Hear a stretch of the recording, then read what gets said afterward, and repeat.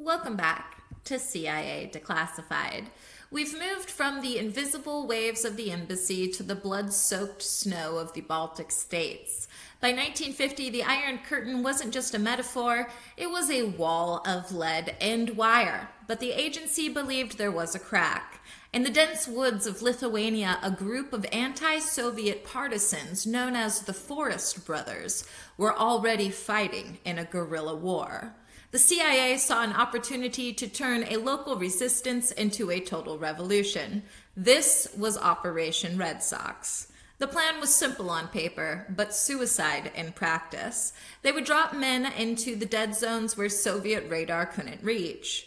Operation REDSOX utilized specially trained Baltic refugees who were recruited from displaced persons camps in West Germany and trained at a secret black site in the Bavarian Alps. A quote from a declassified 1951 Office of Policy Coordination memo. The primary objective of REDSOX is the establishment of a secure stay-behind network capable of conducting sabotage and intelligence gathering behind enemy lines during a hot war scenario, end quote. The parachute logs revealed that agents were equipped with L-pills, lethal cyanide capsules sewn into their collars, because the agency knew the MGB, which is the predecessor to the KGB, did not take prisoners. A quote from the logs of an agent whose code name I believe is pronounced Yozaz. I think it's a code name because there's not a last name provided here. It's Jozas. The forest is silent. We have walked for 3 days without contact. The signals from the west are clear, but the brothers we were promised are nowhere to be found. End quote. Historical logs confirm the agency utilized unmarked aircraft with the exhaust pipes modified to reduce noise and blue-tinted lights to minimize the visual signature for Soviet spotters on the ground.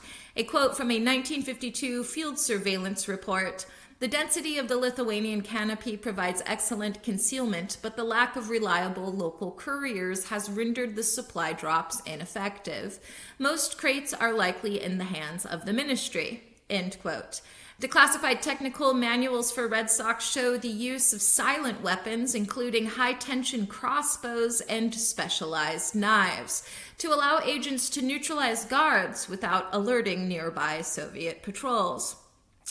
A quote from their recruitment policies from the 1950s: "I go because my village is gone. If the Americans provide the wings, I will provide the fire." End quote. The files show that the CIA also established a radio relay station in Sweden, attempting to use the sea's reflection to bounce signals from deep within the forest back to headquarters. The release of REDSOX contains some of the most redacted pages in the agency's history. The section titled "The Mole Audit" has nearly 1,200 pages redacted as soon as you hit the internal communications security section. Why is the betrayal chain still a secret? Get ready for the theory of the ghost army. Speculation suggests Operation REDSOX was a double cross designed by the KGB to lure the CIA's best agents into a trap. This theory claims the redactions hide the infiltration failure stats from 1952, alleging that the agency knew the men were jumping into a massacre, but sent them anyway to test how long it took the Soviets to respond. What if the agents never died? A dark rumor suggests that the Forest Brothers are still waiting for a signal that never came. This theory claims that the redactions hide the active cell coordinates, suggesting that a handful of agents escaped into the deep wilderness and were kept on standby for decades, forgotten by a changing government. There's a chilling gossip that the redactions in the sanitized identity files cover the fact that some agents were actually Soviet plants from the beginning, used to map the CIA's training methods in Germany. Looking at the blacked out atmospheric static logs, some believe the CIA was actually communicating with something not human in the forest, and the redactions hide the non-biological contact reports. Under the heavy ink of the resource extraction section, some theorists argue the agency was actually looking for a crashed Soviet craft, and the Forrest brothers were just a cover story for a retrieval mission.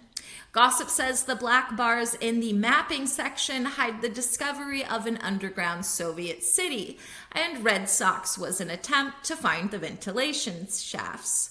Lastly, in the final redacted pages of the audit, some whisper that the black bars mask a modern-day signal still being sent to those woods, proving the operation never actually ended. Was Operation REDSOX a success? Tactically, it was a catastrophic failure. Almost every agent sent into the forest was captured, turned, or executed. The resistance was crushed. Strategically, it was a brutal lesson. The failure of REDSOX forced the agency to realize that they could not win through direct infiltration against a total surveillance state. It marked the end of the romantic era of spying and the beginning of the cold, hard era of satellite and signal intelligence. As far as technological and operational breakthroughs go, the Lost Brothers left a legacy written in blood and innovation. For instance, burst transmission radio, the development of the squawk box to send encrypted messages in milliseconds to avoid detection. Psychological screening, the birth of stress testing to identify which agents would crack under Soviet interrogation. Dead drop evolution, the formalization of brush passes in urban environments to avoid the dangers of the open forest, and high-altitude cargo delivery, innovations in steerable chutes for precise delivery of supplies to guerrilla units. Operation REDSOX shows us that the forest has a long memory, as the files reveal. When the Forrest brothers disappeared into the trees, they took the agency's innocence with them. Thanks for listening, and join us next time as we're going to examine the sonic sickness weapon. In the late 1960s, the agency looked for a way to stop a riot without a single bullet.